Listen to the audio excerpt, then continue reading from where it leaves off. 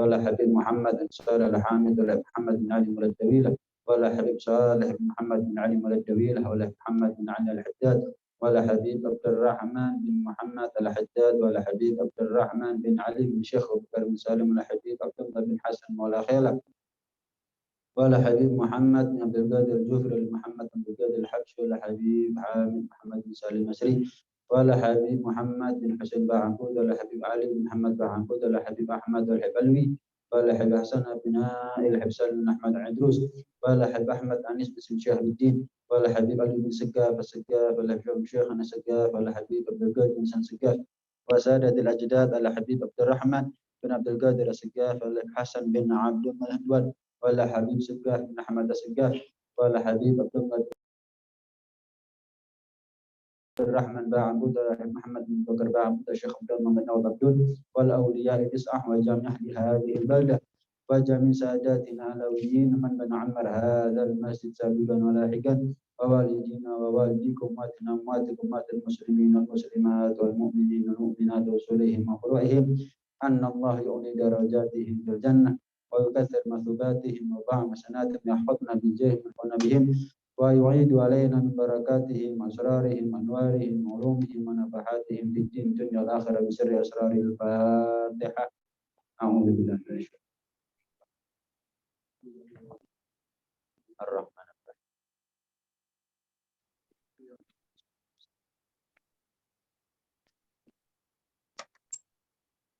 بسم الله الرحمن الرحيم.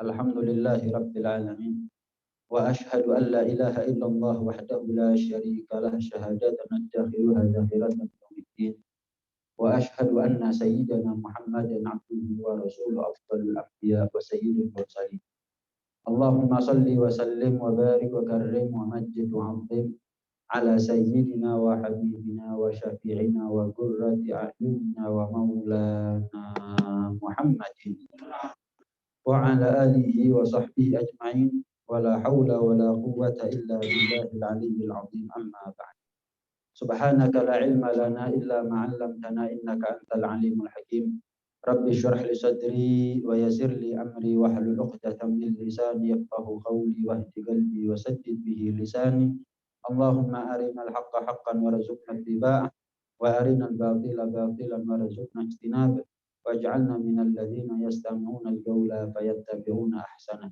نويت التعلم والتعليم والتذكر والتذكير والنفع والانتفاع والإفادة والاستفادة والحث على التمسك بكتاب الله وسنة رسوله والدعاء إلى الهدى والدلالة على الخير ابتغاء وجه الله مرضاته وقربه وثوابه سبحانه وتعالى وصلى الله على سيدنا محمد وعلى آله وصحبه وسلم والحمد لله رب العالمين. Assalamualaikum warahmatullahi wabarakatuh. قال المصنف رحمه الله ونفعنا به وبعلومه في الدارين آمين رضي الله عنكم. أولئك ورثة النبيين وأئمة المتقين وخيرة رب العالمين. Terakhir sudah kita bahas bagaimana ciri-cirinya umat Rasulullah Sallallahu Alaihi Wasallam. Maka kapan kita mengerti, kapan kita tahu akan satu informasi, satu ilmu, gak ada tanggung jawab kita berikutnya kecuali mengamalkan ilmu. Ketika kita tahu bahwa tidak semua manusia yang mengaku sebagai umat Nabi Muhammad itu akan diakui oleh Rasulullah sebagai umatnya, butuh pembuktian, butuh pengorbanan, maka sepatutnya buat kita untuk mengamalkan apa yang patut untuk kita buktikan. Apa yang memang pantas untuk kita korbankan demi legitimasi, keabsahan yang kita dapatkan bahwa kita adalah umat Rasulullah Sallallahu Alaihi Wasallam. Al-ilmu yahdifu bil amal. Wa in ajabahu wa illa irtahal. Kata Al-Imam Sufyan Ats-Tsauri, ilmu itu selalu menyeru kepada amal. Selalu memanggil-manggil amal. Kalau ilmu kapan memanggil amal dipenuhi oleh amal, artinya ilmu sama amal gaduh. Ada ilmunya, ada amalnya. Maka ilmu itu menjadi surah dan juga hakikat. Bentuknya ada, isinya ada. Ibarat manusia itu bentuknya ada, rohnya juga ada. Manusia yang bernyawa, ilmu dan amal. Kapan ilmu manggil-manggil amal, tapi nggak ada jawaban daripada amal. Ya, cuman ilmu, tapi amal nol. Maka sama seperti manusia, tapi tidak bernyawa. Apa manfaatnya manusia kalau nggak bernyawa? Apa manfaatnya ilmu kalau tidak diamal? Karena itu wajib buat kita kapan kita mengerti bahwa oh ternyata umat Nabi Muhammad itu ada sifat-sifat, ada ciri-cirinya, biar saya diakui sebagai umatnya nanti di akhirat. Oh, kalau ngaku-ngaku tok ya gampang, saya umatnya Kanjeng Nabi, saya umatnya Kanjeng Nabi, gampang. Pertanyaannya adalah apakah pengakuan kita ini diabsahkan, mendapatkan stempel pengakuan daripada Rasulullah SAW.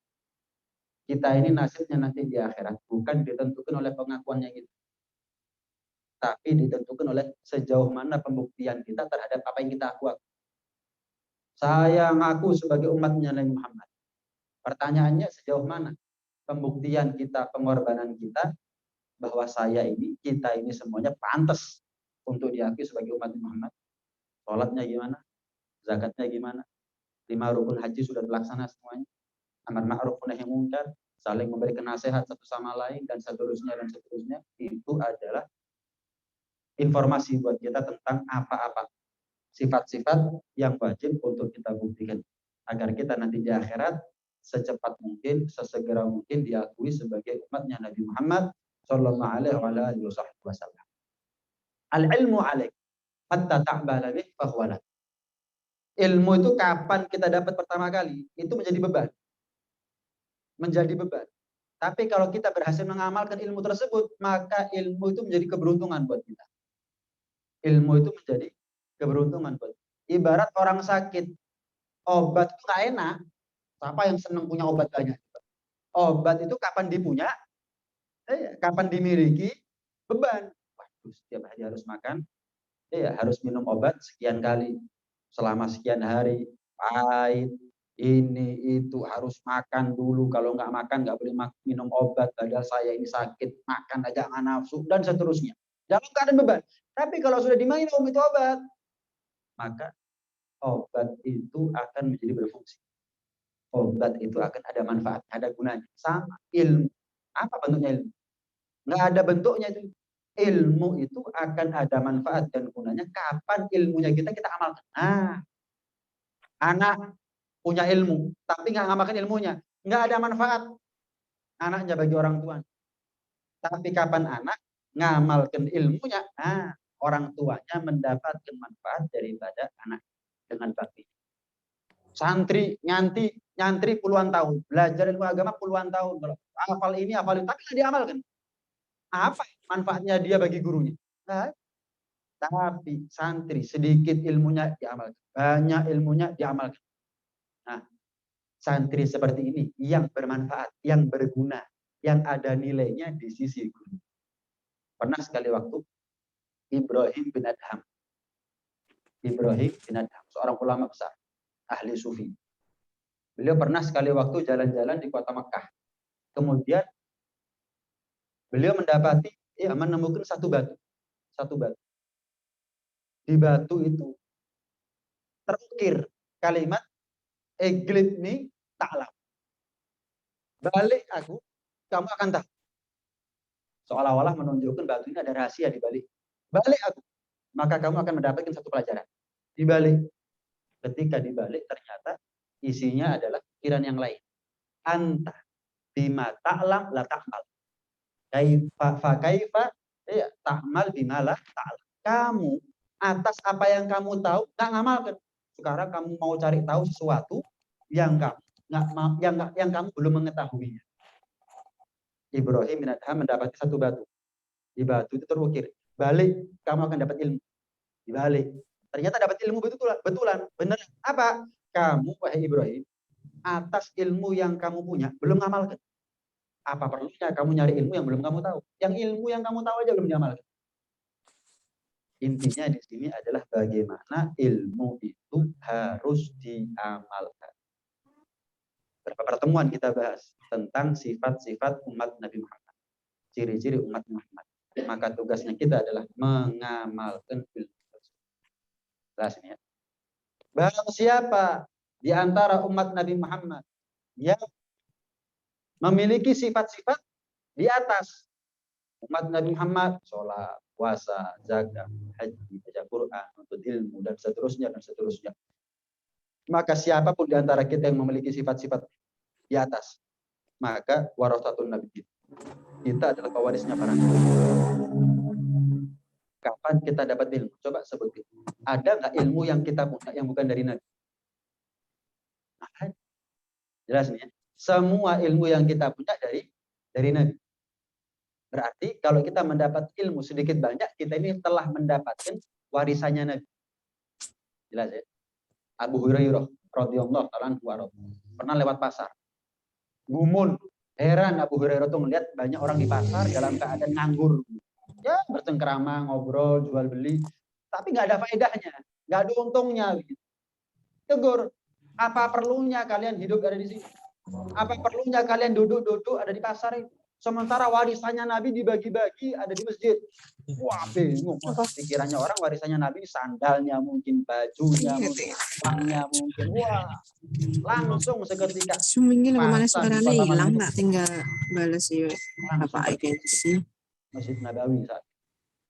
Pergi ke sana semuanya. Mana warisan Nabi dibagi? Sama mandiri ya, teh mandiri. Dicari Abu Hurairah. Kamu ini gimana, bohong ya? Katanya kamu bilang tadi, apa perlunya kami duduk di sini di pasar, sementara warisan Nabi dibagi-bagi di masjid. Tapi di masjid ada apa-apa. Nah, memangnya apa yang kalian cari? Sandalnya Nabi, kayak jubahnya Nabi, kayak pakaiannya Nabi, kayak itu kan warisannya Nabi. Kami ingin dapat barokah daripada warisannya Nabi, pakaiannya Nabi. Bukan itu yang aku maksud.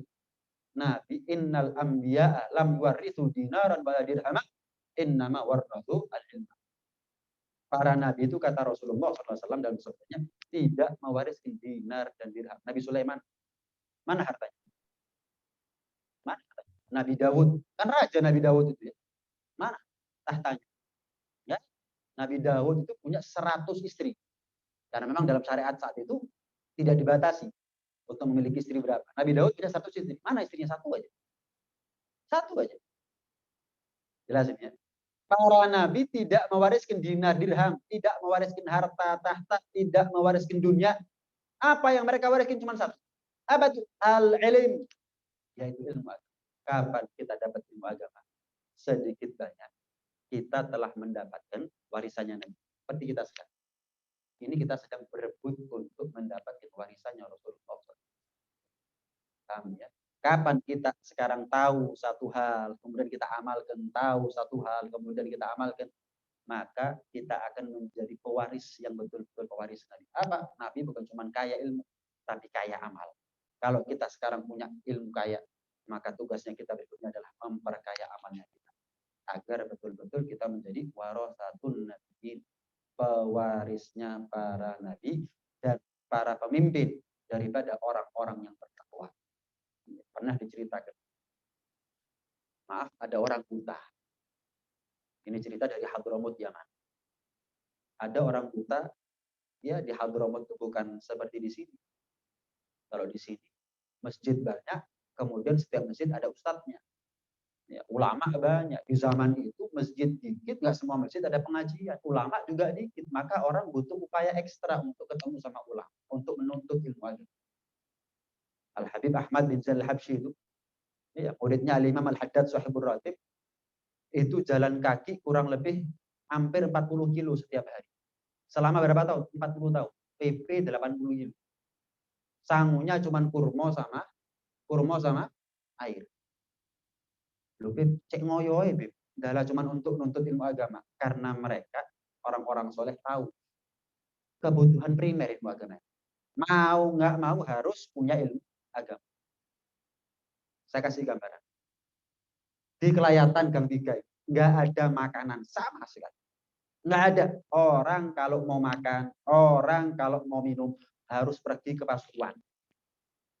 Misalnya di Malang nggak ada makanan, adanya di Pasuruan. Kira-kira kita nggak punya apa-apa, kendaraan nggak ada. Kalau mau ke Pasuruan naik apa? Nggak naik apa-apa, jalan kaki. Kira-kira mending kita mati kelaparan kehausan di Malang apa berupaya untuk makan dan minum ada di Pasuruan. Berubah. Cek ngoyoi. Mana? Kan begitu. Nah, gimana lagi? Nggak gitu nggak makan sama. Ya Ahmad bin Zainal Habsyi ketemu gurunya 40 kilo setiap hari. PP 80 kilo. Bondonya, sangunya cuma air dan kurma. Lah kok ngoyone.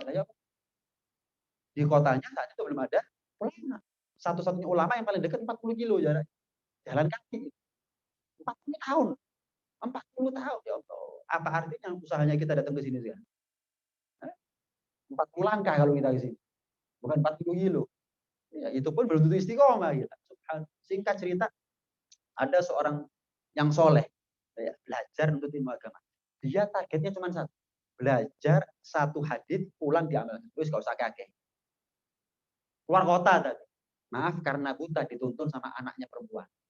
Gak punya anak lagi kecuali putrinya perempuan, anak perempuan. Dituntun, berangkat. Bertahun-tahun begitu. Dengar satu hadis pulang selama 24 jam PR-nya adalah ngamalkan hadis tersebut. Bayangkan kalau setahun 365 hadis. Terus kita amalkan. Nggak soleh gimana kita gitu. 365 hadis kita amalkan. Subhanallah. Lah kalau 2 tahun. Lah kalau 3 tahun. Ini sampai tua. Singkat cerita. Ketika di tengah jalan. Belum sampai tujuan. Kok kebelet. Nah, orang yang buta ini kebelet. Nggak kuat. Sampai. Karena nggak kuat nahan. Nak, sebentar nak. Kita nggak bisa lanjut ini perjalanan. Lalu kenapa, Mbak? Kuat, kebelet. Akhirnya si Abah ini menjauh dari putrinya karena mau buang air besar. Kata dia sebentar, Bah. Biar kalau orang Jawa bilang dekok, dikeruk sedikit. Ini sunnah, Bah, ini sunnah. Orang itu kalau kencing, kalau ke tanah yang keras nyiprat. Nah, kalau dibuat lunak, didekok, dikeruk sedikit, ya insya Allah meminimalisir cipratan. Orang itu kalau buang air besar juga begitu, ada wadahnya. Kalau dikeruk sedikit, ada wadahnya. Jadi maaf, jarak antara pantat sama kotoran jauh gitu. Oh iya. Gitu ya, nah, iya ini sunnah, Bang. Itu sunnah. Itu ajarannya Nabi, syariatnya Nabi. Oh gitu ya. Selesai buang hajat, ayo nak pulang. Loh, Bah, kan belum sampai tujuan. Abah tugasnya satu. Dapat ilmu satu, ngamalkan ilmu satu, selesai. Sekarang saya dapat ilmu dari kamu. Ya sudah. Waktunya saya pulang. Kita pernah nggak kepikiran? Satu ilmu, satu amal. Ya. Kita ini banyak ngaji, mungkin ya banyak ngaji tapi sedikit amal, atau kurang ngaji apalagi amalnya. Yes. Nggak usah neko-neko deh. Satu ilmu, tugas kita 24 jam berikutnya adalah ngamalkan ilmu itu tersebut. Jadi wali. Setahun jadi wali. 365 ilmu. Ilmu itu kalau diamalkan apal. Kita misalnya, hafal Yasin. Pernah ngamalkan tak kita di Yasin? Nggak pernah. Gara-gara apa? Sering baca. Mungkin yang hafal waqiah, gara-gara ngafal waqiah? Gara-gara sering baca. Karena diamalkan. Ilmu itu cepat gara-gara diamalkan. Jadi ilmu itu kalau kepingin cepat, awet, ya harus diamalkan. Bukan cuma dihafal notok. Bukan cuma dihafalkan saja. Naam. Wa a'immatil muttaqin wa khirati rabbil alamin, dan pilihannya Allah Subhanahu wa taala, Tuhan alam semesta, minal mu'minir rasikhina bil ilm, daripada golongannya orang-orang yang beriman, orang-orang yang mantap dalam ilmu. Ketika kita tahu di pertemuan-pertemuan yang lalu, umat Nabi Muhammad itu adalah umat yang beruntung. Yang kedua, umat Nabi Muhammad itu enggak semua orang ngaku umatnya Nabi Muhammad lantas diakui semuanya oleh Nabi sebagai umatnya. Ada pembuktian yang ngamalkan sholat, puasa, zakat, haji, dan seterusnya. Kita kalau ngamalkan, maka kita menjadi orang yang mantap dalam ilmu. Nyoto. Ada wujud daripada ilmu. Kira-kira tanpa ilmu, kita sebagai anak, gimana caranya bakti sama orang tua? Kita sebagai suami, sebagai orang tua, kalau nggak punya ilmu agama, noto keluarga gimana cara? Didik anak istri gimana cara? Kita sebagai umat Nabi Muhammad ingin diakui sebagai umat Nabi Muhammad nanti di akhir. Pertanyaannya kalau tanpa ilmu agama, gimana caranya? Gimana? Kita sebagai hamba Allah ingin masuk surganya Allah. Ingin menjadi hamba yang diridhoi oleh Allah, yang dicintai oleh Allah. Nah, kalau tanpa ilmu agama gimana caranya? Surga, neraka. jelas. Tapi jalannya yang menyampaikan kita ke surga atau ke neraka kita harus tahu, yaitu syariat Islam. Yaitu yang kita bahas berminggu-minggu yang lalu. Ini surga, ini jalannya, ini neraka, ini jalannya. Kita ada persimpangan, kita mau lewat mana? Kita mau milih hidup yang mana? Saya mau tanya, jalan yang menuju surga jelas apa enggak? Jalan menuju neraka jelas apa samar? Jadi kalau ada orang masuk neraka, apa tersesat itu namanya? Tersesat. Kenapa? Ada jalan keselamatan kok. Cuman dia salah pilih jalan. Iya, kalau jalan menuju surga dirahasiakan. Jalan menuju neraka dirahasiakan. Terus ada orang masuk neraka. Ya, dia nggak salah, bukan. Kan begitu. Permasalahannya Allah sudah sediakan surga, neraka, jalannya jelas, jalan ke neraka juga jelas. Lah kok ada orang masuk neraka kok nyalahin Allah? Saya nggak tahu, loh kok bisa? Kira-kira kita di jalan. Iya, ditilang Pak polisi. Nggak lihat rambu-rambu, saya nggak tahu Pak, tetap ditilang apa enggak? Nggak usah karo ya apa cerita. Ya semuanya orang tahu, kamu nggak tahu sendirian, sama Allah juga begitu. Kadang-kadang orang tuh ojo ake-ake ngaji. Banyak tahu, banyak haram. Gak enak. Mending kurang-kurang yang ngaji. Jadi nggak pinter-pinter nemen. Jadi lek ngelakoni sing haram gak ero. Saya mau tanya. Ini bujukannya setan, halus setan. Saya mau tanya. Apa orang yang ngerti ilmu agama? Ulama. Apa semua ulama masuk surga? Nah, itu ngerti ilmu agama loh. Pinter-pinter. Ngerti ilmu agama. Belum tentu masuk surga. Bagaimana mungkin kebodohan justru bisa membuat dia masuk surga? Mulai kapan? Agama model apa? Semakin bodoh, semakin selamat. Akeh karo wae enak. Lek akeh ro akhirnya haram. Akeh karo. Lu terus karo. Karo. Kamu menjauh dari ilmu itu namanya. Lah kita hidup di mana? Di Wamena, Papua. Nah, kalau kita di Wamena alasan nggak tahu, pantes. Kenapa? Oh, nggak ada ulama, nggak ada ustadz di sana, nggak ada masjid. Lah kalau kita hidup di sini, masjid di mana-mana, ustadz di mana-mana, nggak tahu, nggak mau tahu. Menjauh. Ojo ero. Nah, berarti kan menjauh dia. Bagaimana mungkin prinsip orang seperti ini justru menyelamatkannya. Sementara ulama yang gedu tadi dia belum tentu selamat. Adil kira-kira. Ulamanya belum tentu masuk surga, orang semakin bodoh masuk surga. Nggak adil loh. Orang itu kalau kurang ilmunya justru meminimalisir potensi dia masuk surga. Titik. Ketika kita punya ilmu sedikit banyak, tanggung jawab berikutnya adalah mengamalkan ilmu. Selesai. Surga, neraka, jalannya ini yang harus kita tahu. Jalannya ini yang harus kita tahu. Al-halal bayyinun wal haramu bayyinun. Yang halal jelas, yang haram juga jelas. Al-mutahaqqiquna bihaqaiqil iman wal iqan wal ihsan. Orang-orang yang mantap ilmunya itu, punya ilmu diamalkan itu adalah orang-orang yang betul-betul mengetahui akan hakikat daripada iman, keyakinan dan ihsan. Mengetahui hakikat iman, keyakinan dan ihsan. Ihsan itu berbuat baik kepada orang. Ya, berbuat gini, ada orang baik sama kita balas lebih baik, itu namanya ihsan. Atau bisa diversikan antak budallaha ka'annaka tara fa illam takun tarahu fa innahu yara. Kita ibadah kepada Allah seolah-olah kita melihat Allah. Kalau nggak mampu dan pasti nggak mampu, maka ketahuilah kapan kita ibadah kita sedang dikontrol oleh Allah. Kita bawahan. Ya. Kemudian ada atasan. Ya, kita ngetik misalkan garap tugas, ada atasan yang nunggu tugas kita selesai. Kira-kira tugas kita cepat apa enggak? Selesai apa enggak? Sempurna apa enggak? Kenapa? Tunggu, dideloi. Masalahnya orang sekarang lebih takut sama atasan daripada Allah. Wah, nggak usah nunggu ada polisi, wis. Delok lampu merah kok ada CCTV, mikir. Nggak usah nerabas lampu abang. Nerabas marka aja nggak berani kita. Kenapa? Oh, CCTV ini. Baru CCTV. Manusia sekarang lebih takut sama CCTV daripada pandangannya Allah Subhanahu wa taala. Pengawasannya Allah Subhanahu wa taala. Nah, Imam Malik bin Anas pernah mengatakan, "Man tafaqqah wa lam yatasawwaf faqad tazandak." Faqad tafassak. Barang siapa yang belajar mempeng ilmu fikih, ilmu zahir, ilmu syariat, tapi nggak belajar ilmu tasawuf, ilmu notoati. Akhirnya dia dikhawatirkan terjerumus dalam lubang atau jurang kefasikan. Fasik itu gini. Fasik itu orang belajar ilmu syariat tapi nggak punya takut dalam hati. Ini bisa bahaya. Kenapa? Karena ilmu syariat ini luas. Ada banyak perbedaan pendapat di antara ulama. Bayangkan kalau ada orang alim ilmu fikih tapi nggak punya rasa takut kepada Allah Subhanahu wa taala. Bukankah dia akan jadi orang yang sembarangan? Oh, nggak apa-apa ada pendapat di kitab ini ulama ini. Oh, nggak apa-apa. Kalau perlu zina, halal, riba, halal ini, halal itu. Kenapa? Loh, ada dalil, ada dalil. Ada. Ya, hati-hati.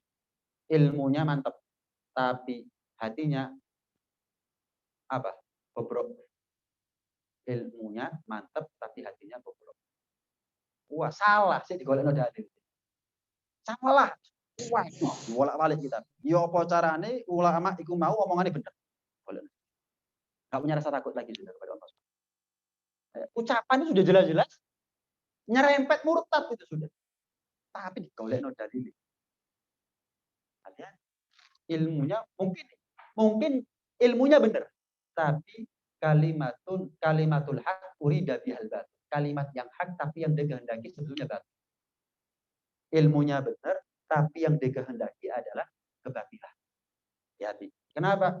Ilmu punya, tapi takut nggak punya. Sebaliknya, waman tasawwaf walam yatafaggah. Kata Imam Malik bin Anas, barang siapa yang mempelajari ilmu tasawuf. Nah, jadi banyak. Fakat tazan dan khawatirnya dia semakin dekat kepada zindik.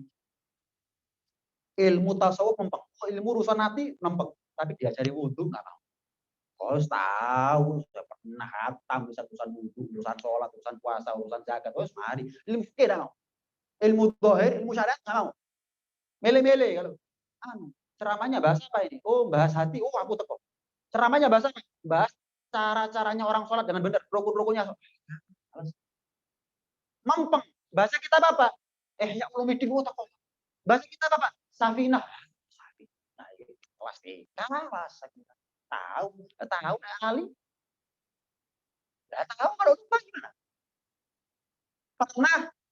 Pernah ingat tapi kemudian lupa. Apalagi. Dulunya lupa sekarang. Ojo mana eling ya. Biar pernah belajar tapi nggak pernah ingat. Terus sekarang harus tahu ngomong gitu. Enggak bisa. Ini tadi orang seperti ini zindik. Apa zindik itu? Contoh, saya kasih contoh aja. Saya kasih contoh. Orang yang sholat, orang yang masih sholat, itu tandanya dia belum sampai kepada Allah. Orang kalau sudah sampai kepada Allah, nggak usah sholat. Merentok belum untuk sholat. Dalil. Aqimis sholata, dirikan sholat agar kalian ingat kepadaku, kata Allah dalam Al-Quran. Ya apa sih? Makanya, menafsiri Al-Quran kalau pakai akal, keliru kan. Sesat menyesat. Dirikan sholat agar kalian ingat kepadaku. Oh, berarti lewat sini nggak usah sholat. Ya, ada hubungan sebab akibat. Sebab sholat, akibatnya kamu ingat. Lah kalau nggak ada sebab, kok bisa ada akibatnya? Karena ada makan, ada kenyang. Sebab makan, akibatnya. Kalau nggak makan, kok bisa kenyang? Ini gimana ceritanya? Nggak usah sholat, pokoknya eling.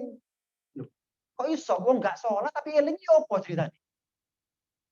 Nabi itu orang yang paling eling sama Allah. Sholat sampai kakinya bengkak. Sujud sampai dikira mati. Wafat sama Siti Aisyah. Berarti kalau ada orang nggak usah sholat, pokok eling. Kalau orang sholat berarti belum sampai kepada Allah. Waduh, berarti ini lebih pantas jadi Nabi daripada Nabi Muhammad. Salah alamat tuh Jibril. Dia lebih pantas jadi Nabi. Kenapa? Nabi itu sholatnya sampai bengkak. Sujud sampai dikira wafat.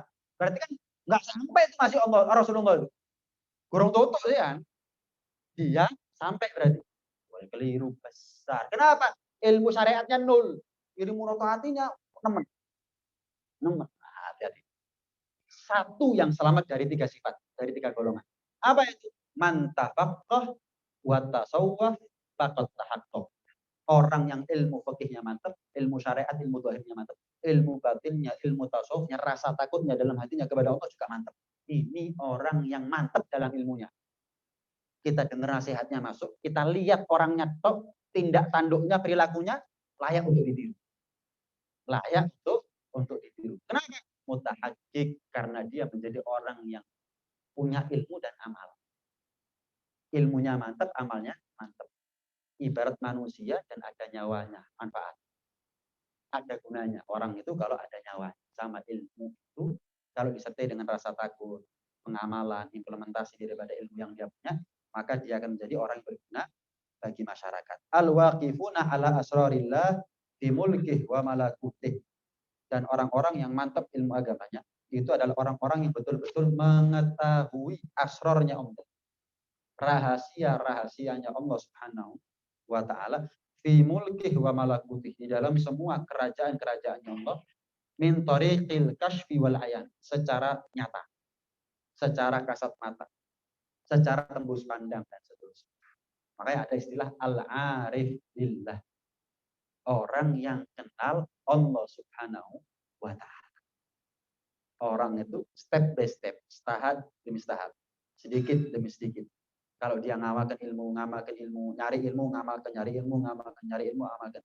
Ujung-ujungnya dia akan menjadi orang yang mencapai taraf ma'rifah. Ma'rifat, syariat, hakikat, ma'rifat. Syariat, sholat. Hakikat, khusyuk. Ma'rifatnya adalah mau sholat, enggak sholat, dia ingatnya kepada Allah SWT. Baca Quran, syariat. Mentadabburi, memaknai kandungan makna daripada Quran, itu adalah hakikat. Ma'rifatnya adalah dia selalu ingat kepada Allah SWT. Selalu begitu. Selalu begitu. Paham ya? Jadi orang yang mengenal Allah Subhanahu wa ta'ala. Punya ilmu, dia nyari ilmu, amalkan. Nyari ilmu, amalkan. Itu berarti semakin tinggi derajat. Kita nih sekarang dari syariat, hakikat, makrifat. Kita syariat aja belum. Contoh sholat wis. Sholatnya kita dimulai dari wudhu. Yakin wudhunya kita benar. Sholat dimulai takbir, diakhiri dengan salam. Yakin mulai takbir sampai salam sholatnya kita benar. Benernya sahnya dulu dah. Sahnya dulu. Jangan ngomong diterimanya dulu. Kadang-kadang orang terjebak dengan pertanyaan. Diterima enggak ya sholatnya saya? Dan itu pertanyaan yang seharusnya diajukan nomor 2. Nomor 1, benar enggak sholatnya? Nah kalau enggak benar, jangan tanya diterima. Pasti enggak diterima. Ada orang sholat, ngentut. Sah enggak? Batal kan? Berarti pasti tidak di. Ada orang sholat sah, belum tentu diterima loh. Sah. Yang sah saja belum tentu diterima. Apalagi enggak sah kemudian minta diterima. Nah, kita ini terjebak. Sholat saya diterima enggak? Puasa saya diterima. Tapi kita nggak pernah mau belajar dasarnya. Biar sholat itu benar. Sing bener, sing sah, wae durung mesti diterima. Lah kok kita tanya ke susu, diterima enggak? Nanti dulu itu nomor 1 yang paling utama, syarat diterimanya amal, benernya amal. Syarat diterimanya amal, benernya amal. Lah kita bener no amal aja nggak pernah. Kemudian kita kepingin sholatnya kita, ibadah kita, amalnya kita diterima oleh Allah Subhanahu wa ta'ala. Jebakan setan. Kita dipacu, ya diprovokasi untuk satu titik, melupakan titik yang sebelumnya. Dikongkon loncat. Iya. Anak kalau belum bisa jalan disuruh loncat gimana? Ya bahaya. Iya. Belum bisa jalan disuruh turun dari tangga. Gimana? Atau naik tangga, ya bahaya, gelundung. Jatuh, patah, naudzubillah. Karena itu syariat dulu. Kita pahami syariat dulu. Sambil lambat laun kita pelajari yang namanya ilmu tasawuf. Gimana caranya sholat itu khusyuk, gimana caranya kita punya rasa takut kepada Allah. Sampai kita al-arifillah. Kita menjadi orang yang betul-betul kenal siapa Allah Subhanahu wa ta'ala. Saya tambah sedikit. Ya.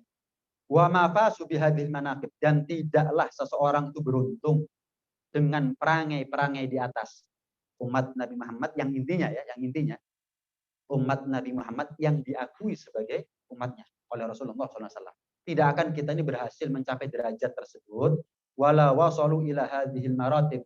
Kita akan sampai kepada martabat tersebut illa bi husni iktifaihim, kecuali dengan baiknya kita dalam hal meneladani Rasulullah atau meneladani para ulama, orang-orang soleh, wa kamalittibaihim, dan juga dalam hal kesempurnaan kita di dalam meniru tindak tanduknya, perilakunya para ulama yang soleh sampai kepada Rasulullah SAW, li a'immatil a'immah, kepada para imamnya, kepada imamnya para imam, pemimpinnya para pemimpin, rajanya para raja, alladzi yang mana beliau arsalahullah, diutus oleh Allah Subhanahu wa taala, lil alamin rahmatan, bagi seluruh alam adalah sebagai rahmat.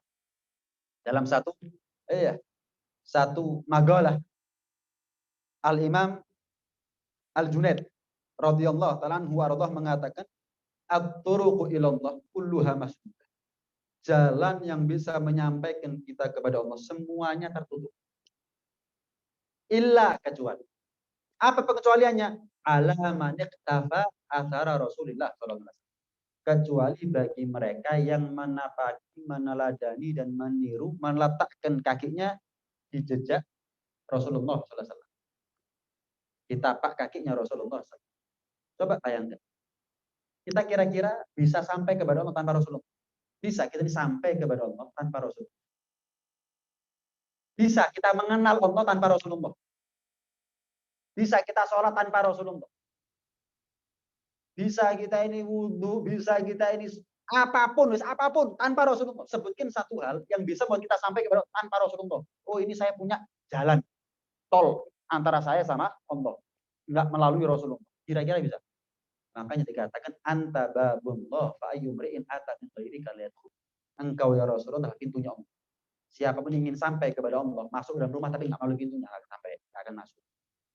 Enggak akan masuk. Makanya umat Bani Israel itu, umatnya Nabi Musa, umatnya Nabi Isa kan iman sama Allah. Umat Bani Israel, Yahudi, Nasrani, Tuhannya mereka sama dengan Tuhannya kita. Siapa? Allah. Tapi masalahnya perbedaan fatal yang mencolok antara kita sama mereka, kita menuju Allah melalui pintu. Sementara mereka ingin sampai kepada Allah, tapi tidak melalui Al-Quran, tidak melalui Rasulullah, tak akan sampai. Apakah diterima keimanannya umat Yahudi dan Nasrani oleh Allah SWT? Kenapa? Mereka tidak iman kepada Rasulullah dan tidak iman kepada apa yang dibawa oleh Rasulullah. Nggak iman sama Al-Quran, nggak iman sama syariatnya Nabi Muhammad, dan seterusnya. Nggak mungkin sampai. Nggak mungkin sampai. Karena mereka tidak melalui pintu. Nah, dari sini kita paham. Semua jalan yang bisa membuat kita sampai kepada Allah tertutup. Kecuali cuma satu jalan, satu pintu. Apa itu? Kita letakkan kaki kita di atas jejaknya Rasulullah. Kita ini kalau Rasulullah naruh jejak di situ, kita naruh di situ, pasti selamat. Itu wajib kita ikut Rasulullah. Kenapa? Pasti selamat soalnya. Kalau seandainya kita meneladani Rasulullah belum tentu selamat. Ya buat apa Allah wajibkan kita untuk meneladani Rasulullah? Belum tentu selamat. Paham ya? Kita meneladani Rasulullah itu pasti selamat. Ya, karena pasti selamat Allah wajibkan. Berarti Allah itu kepingin kita selamat apa enggak sih? Ya kepingin kita selamat. Makanya Allah wajibkan. Biar apa? Biar pasti selamat. Allah wajibkan itu biar kita selamat. Diwajibkan ini, diwajibkan itu melalui syariatnya Nabi. Biar kita selamat. Bukan diumbar kita ini. Sakarpe. Gak wajib. Ya lo kanjeng Nabi gak wajib. Iya. Kita ini diwajibkan aja begini. Gimana gak wajib? Ikut Nabi. Kita ini ikut Nabi diwajibkan oleh Allah. Itu tandanya Allah kepingin kita selamat betulan. Cuman kita ini yang kalah sama nafsu. Kita ini yang kalah sama setan. Sehingga bujukan rayuan nafsu dan setan selalu mengalahkan akal jernihnya kita. Jelas Nabi, ikut Nabi pasti selamat. Itu akal jernih sudah. Tapi karena terkontaminasi oleh bujuk rayu setan dan nafsu, musuh eksternal kalah. Setan iblis. Musuh dalam diri, nafsu gak kalah. Digerogoti dari dalam, juga diserang dari luar. Akal jernih kita nggak pernah menentukan langkahnya sendiri. Selalu langkahnya ditentukan oleh nafsunya dan langkahnya ditentukan oleh setannya. Nah, karena itu qadru bil insan minal habib sallallahu alaihi wasallam. Ukuran kedekatan seorang manusia dengan Rasulullah nanti di akhirat di surga adalah sehebat apa dia dalam rangka meneladani Rasul. Sehebat ketika semakin hebat kita meneladani Rasulullah, maka semakin dekat jarak antara kita dengan Rasulullah SAW. Nah, saya tutup. Abdillah wa Rasulih. Rasulullah adalah hambanya Allah. Rasulullah adalah utusannya Allah. wa habibih wa khalilih. Rasulullah adalah kekasih Allah. Rasulullah adalah teman setianya Allah Subhanahu wa taala. Sayyidina Muhammadin, yang mana beliau adalah junjungan kita yang bernama Muhammad sallallahu alaihi wa ala alihi wa ashabihi.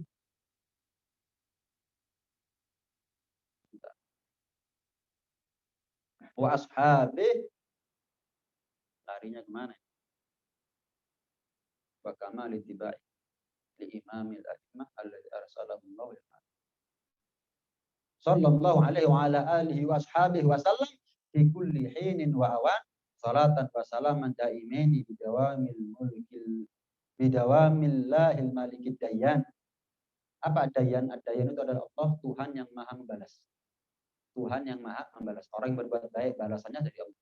Orang yang berbuat buruk juga balasannya dari Allah. Cuman bedanya, kita ini kalau berbuat baik balasannya Allah enggak setimpal. Lebih-lebih. Lebih-lebih. Contoh. Kita kalau masuk surga, orang itu kalau sudah masuk surga bisa keluar. Dalam arti dikeluarkan. Orang itu sudah masuk surga, betul masuk surga. Gitu. Orang kalau masuk neraka masih ada kemungkinan dia dikeluarkan oleh neraka. Tapi orang kalau sudah masuk surga nggak mungkin keluar lagi dari surga. Artinya orang itu kalau masuk surga pasti abadi. Saya mau tanya, kita ini umur abadi. Taat sama Allah, iman sama Allah abadi. Umurnya kita 60-70 tahun. Berarti kita iman sama Allah 60-70 tahun. Ibadah sama Allah 60-70 tahun. Taat sama Allah 60-70. Tapi kita masuk surganya bukan cuma 60-70 tahun. Abadi. Ini balasan yang setimpal apa? Lebih daripada seharusnya. Lebih daripada seharusnya.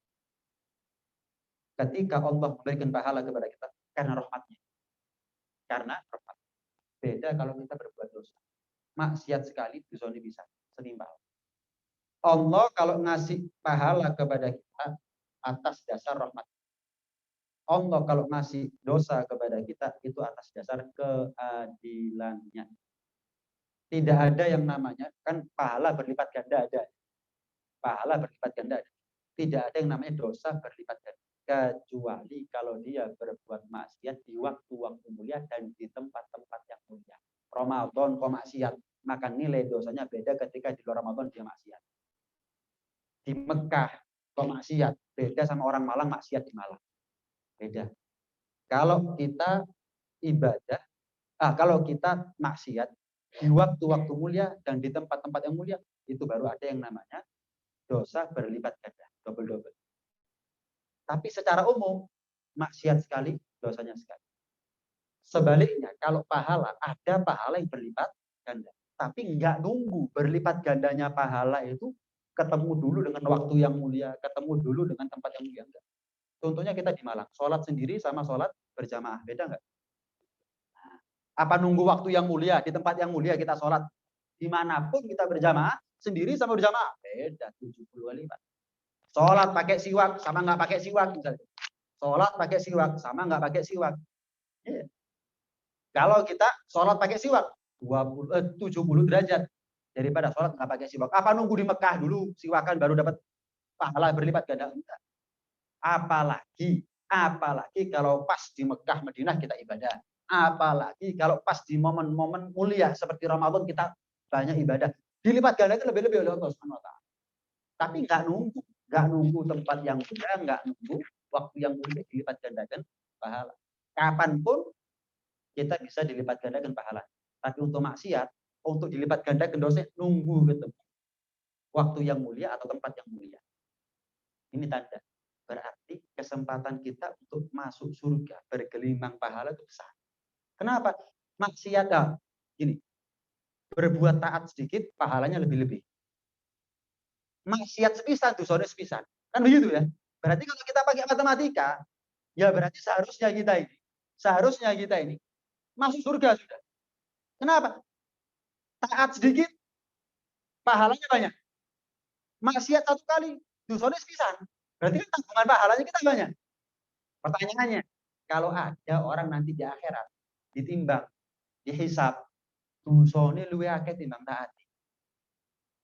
Ini yang kebacut sama kita. Dosanya dia ini maksiat sepisan, dosa sepisan. Tapi titik ganjarannya terus. Lah kok iso? Sorry luwih akeh dimani ganjarane. Iya, bos. Sama maksudnya ya? Berarti sebetulnya coba kita berpikir, Allah tuh kepingin kita selamat apa enggak sih sebetulnya?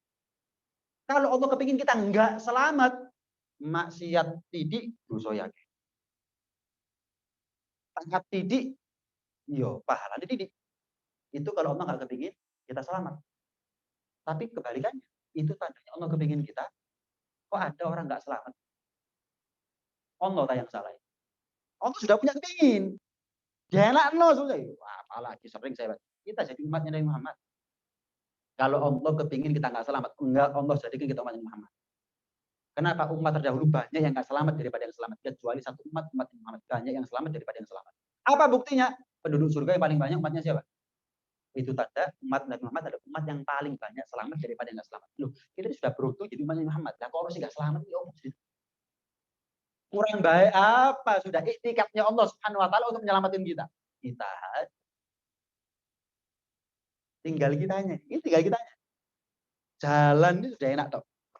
Nasibnya kita mujur. Nabi Musa loh nggak bisa jadi seperti kita. Kita jadi umat Nabi Muhammad. Nasibnya kita ini mujur. Tinggal ibarat tiket masuk surga ini kita robek-robek atau kita simpen erat sampai hilang, sampai hilang. Kenapa? Sholat, puasa, zakat, haji minimal kewajiban dilakukan. Maksiat semampu kita, berusaha sungguh-sungguh, berupaya keras untuk terhindar daripada kemaksiatan. Anggap maksiat itu namanya api. Masa kita nih menjauh dari api cuma 1 meter, tidak iso 10 meter. Ada api besar. Masa kita menjauh cukup 1 meter. Sementara kita bisa menjauh sejauh mungkin. Ngado, sing paling ngado sudah. Nggak nunggu, oh enggak, saya cukup 5 meter dok, selamat. Oh ya jangan. Menjauhlah sejauh mungkin sudah. Kenapa? Bahaya, yang meledak, yang dari 5 meter jadi dekat akhirnya. Semakin membesar apinya. Menjauh sejauh mungkin. Maksiat juga begitu. Laksanakan ketaatan, berupaya keras untuk menjauh daripada dosa. Selamat. Nggak ada jarak antara kita dengan surga kecuali mati. Nah, mudah-mudahan ilmu ini sekali lagi menjadi ilmu yang mudah untuk kita amalkan. Ilmu yang menjadi saksi akan kebaikan kita nanti di akhirat. Ilmu yang dibarengi, dilazimi oleh Allah dengan taufik dan hidayahnya, sehingga ilmu ini menjadi ilmu yang mudah untuk kita amalkan. Ilmu yang kita amalkan bukan hanya menjadi ilmu zahir, tapi ilmu batin. Ilmu yang berhasil kita amalkan bukan hanya manfaat di dunia, tapi juga manfaat ada di akhirat. Ala hadhihi niyyah wa ala kulli niyyah shalihah wa ila hadratin Nabi Muhammadin sallallahu alaihi wa ala alihi wa sahbihi wasallam bi sirri asraril Fatihah. Alhamdulillahirabbil alamin. Mungkin ada yang mau ditanyakan. Kalau ada pertanyaan dipersilakan. Satu dua pertanyaan.